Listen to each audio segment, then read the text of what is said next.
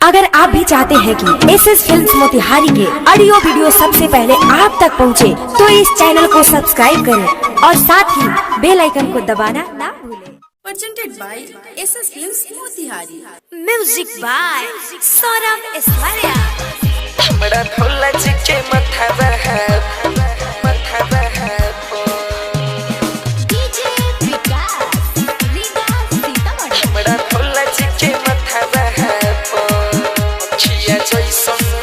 टीका बाटे हो हमरा भोला जी के मथवा है अखिया जैसन टीका बाटे हो हमरा भोला जी के मथवा पर अखिया जैसन टीका बाटे हो हमरा भोला जी के मथवा पर कि निकला गेला मन भावेला हो निकला गेला मन भावेला गंगा बसेले जटवा पर कि अखिया जैसन टीका बाटे हो हमरा भोला जी के मथवा पर अखिया जैसन टीका बाटे हो हमरा भोला जी के मथवा पर कि निकला गेला मन भावेला हो निकला गेला मन भावेला गंगा बसेले जटवा पर कि अखिया जैसन टीका बाटे हो हमरा भोला जी के मथवा पर भोला जी के मथवा भोला जी के मथवा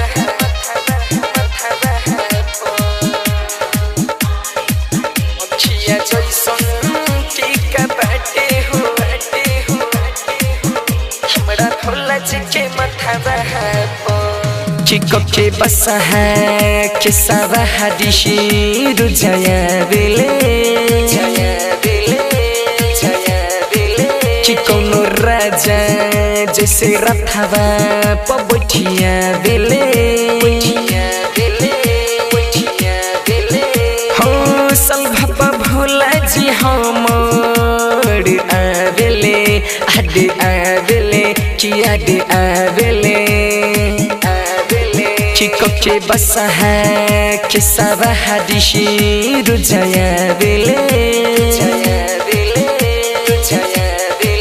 चिको नो राजा जैसे रथवा पबठिया बेले हो सलभप भोला जी हमर आवेले आडे आवेले किया दे आवेले हो बम बम बोली के सभे कांवरिया धल कांवर कान्हवा कि अखिया जैसन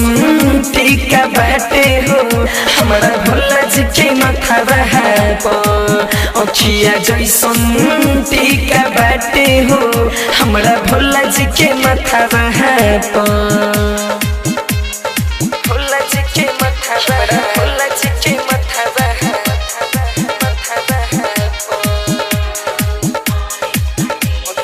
जैसन टीका बाटे हो हमरा भोला जी के मथवा हो चढ़ते सावन बड़ी पावन लगे मशीना हो हमर भोला गजा दम भर पिए रुजीना हो सुनो ये राइटर असोहक पावेले माजा हो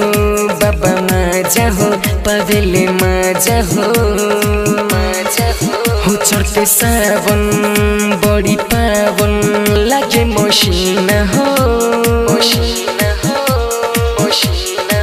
हमर भोला गजा दम भर पिए रुजीना हो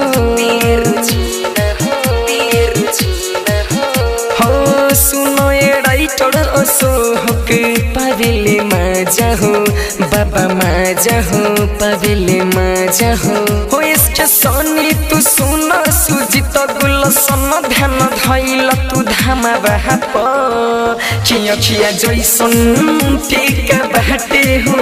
हमारा भोला जी के माथा बाप अखिया जैसन टीका बाटे हो